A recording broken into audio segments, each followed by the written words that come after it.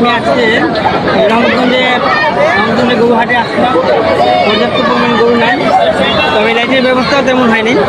তো গরু অনেক কম, সংখ্যা অনেক কম, গরু তেমন নাই। হেঁটে একদিকে ফাঁকা, সব জায়গায় ফাঁকা, গরু তেমন নেই।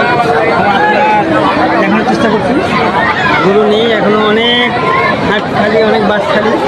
তবে আগামী 2 দিনের মধ্যে গরু আসবে, কাল পরশু গরু আসবে। লাইটের ব্যবস্থাও তেমন একটু করেনি। তবে এই যে কিছু কিছু গরু আসতেছে এখন, 2-1টা গরু, 1 গাড়ি 2 গাড়ি করে গরু আসতেছে এখন।